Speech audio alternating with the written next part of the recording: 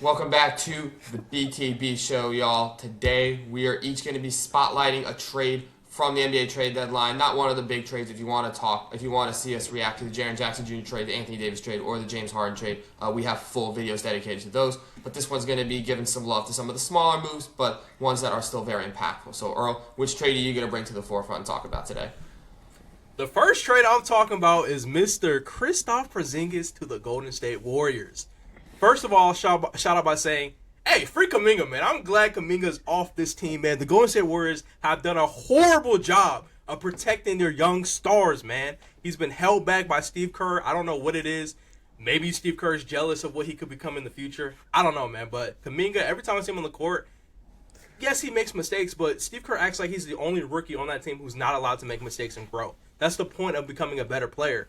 Kuminga never got the opportunity on the Golden State Warriors. So shout out to him for being free. And yeah, that's all I have to say about that side.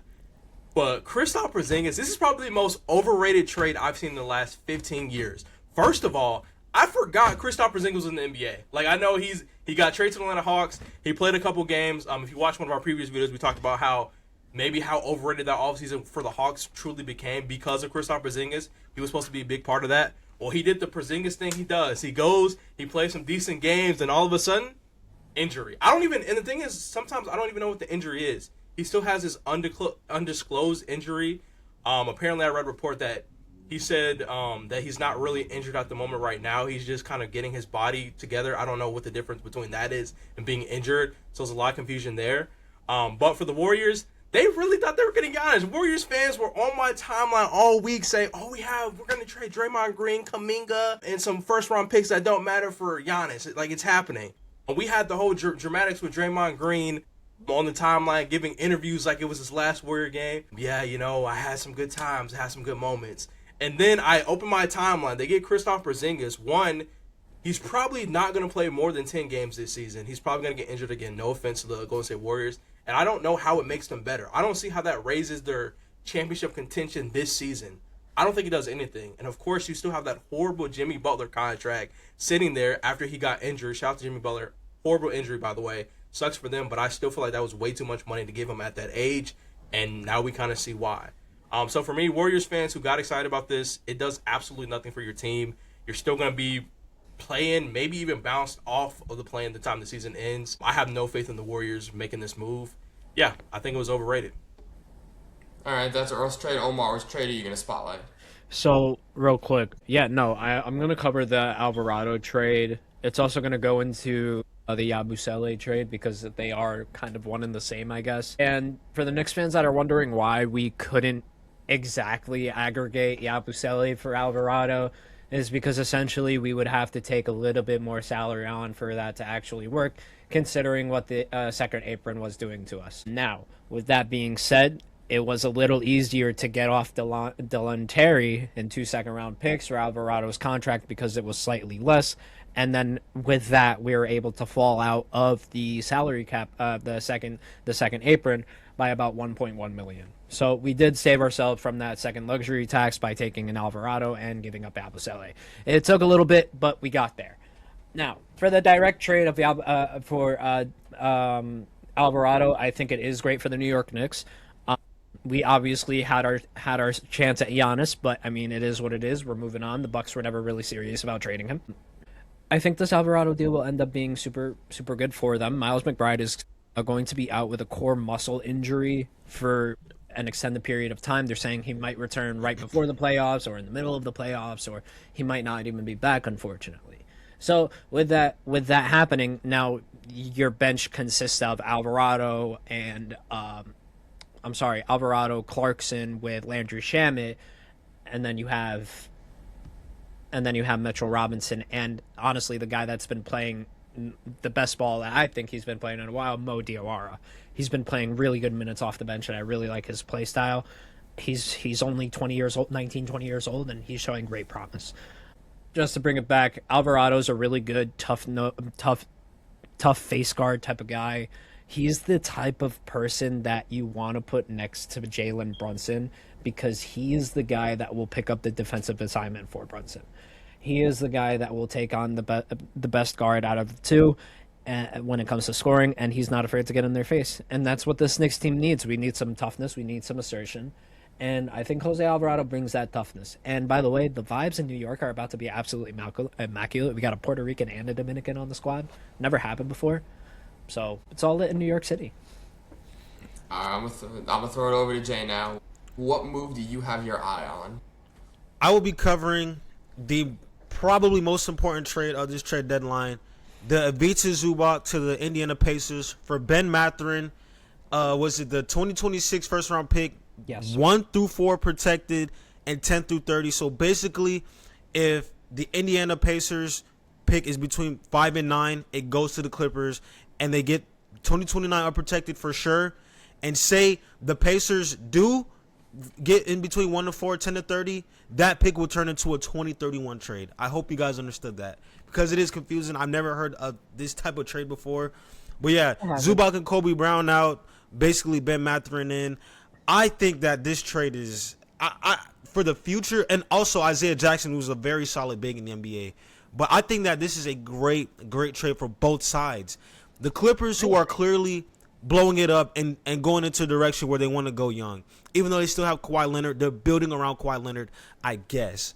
But I really like this trade for Benedict Mathurin. He's finally out of Indiana. He just didn't fit their play style anymore. He's a guy that needs the ball. He likes to score. He doesn't fit the Indiana space and pace style where they get a rebound, goes to Halliburton, goes up to the next guy. He's not willing to make the next pass. We've seen it.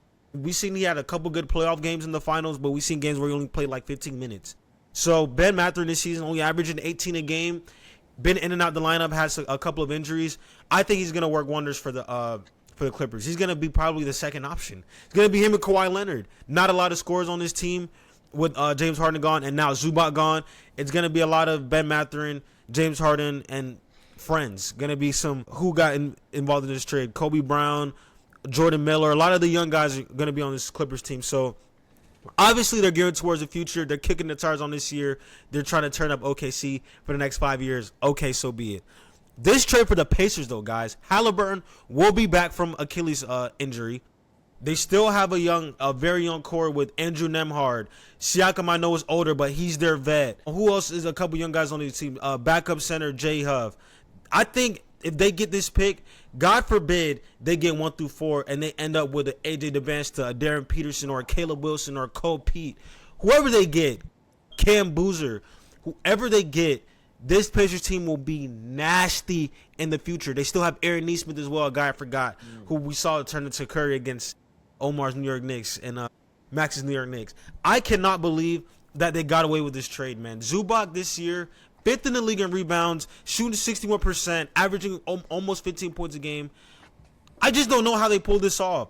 Next year, I know they're probably going to tank the rest of the season, and they're probably going to sit Zoo and sit a lot of guys. They're probably going to end up announcing a Phantom Pascal Siakam calf strain. Who knows what's going to happen? But I think for the future, I love this trade for the Pacers. And for the Clippers, in the direction they're going in, I guess I like this trade. They're banging a lot on Ben Mathurin being good. And also, these picks can work out for them. Even though I think the Pacers are going to be really good for the next 5 years, these could be like 23 to 28 range with these picks. At least they got something back. Hopefully this season they get to get a pick. You know, hopefully they fall in that 5 to 9 range. But I really like this trade for both sides. That's all I got. And so the last trade that we're going to be talking about in this video, and the one that I'm going to spotlight, is Jared McCain to OKC Thunder. I believe they gave up their 2026 first round pick. Yes, the Sixers give up the Rockets' 2026 first round pick as well as 3 second round picks. So no players in this trade other than Jared McCain. Personally, I love this for OKC. I think it's a situation of the rich get richer. 14 months ago, we were talking about how Jared McCain is a future All-Star. Like, we came on this video or on this channel and said he's a Rookie of the Year candidate. He was playing really well. Obviously, he gets injured, misses the rest of the season. And since then, he's kind of, I don't want to say, he hasn't fallen out of the rotation, but there's a lot of guards now in Philadelphia. After drafting VJ Edgecombe, he's progressed really nicely in his first year. They have Quentin Grimes. Obviously, they have Tyrese Maxey, who is a superstar player at this point.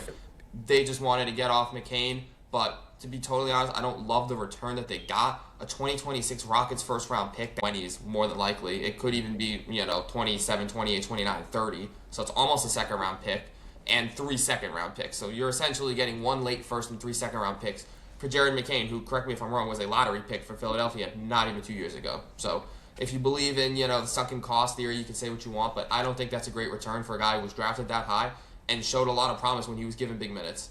Now, if you're the Thunder, you have your sixth man of the year for the next 4 to 5 years. Well, I guess maybe 3 to 4 years before you have to think about re-signing him onto like a bigger deal. But I think he's perfect for this team. Not really as defensively oriented as some of their other guards, but he's just going to be someone who can come off the bench, replace Shai Gilgeous-Alexander in those minutes, grow into a full point guard role, a passer, a scorer. I think it's the perfect fit for OKC, talent-wise, personality-wise. I think he's going to be honestly really good there. And just when SGA is out for a couple weeks and, you're thinking maybe OKC might lose a few games, boom, they get Jared McCain. So, personally, I really love it for them. I think because they're already a title contender, in the comment section below, how you feel about any of these trades. Which one do you think is going to wind up being the most impactful this season or down the line? Do you think it's the Alvarado Knicks trade, the McCain Thunder trade? Do you think that Zubac Pacers trade is going to pay dividends in the future? Or is that Porzingis trade actually going to work out for the Golden State Warriors? So let us know. As always, keep an eye out for our content on TikTok and Instagram as well here on the BTB Show YouTube channel. Thank you all for watching. Hope you guys enjoyed our trade breakdowns and hope you guys enjoy the rest of your days. Adios.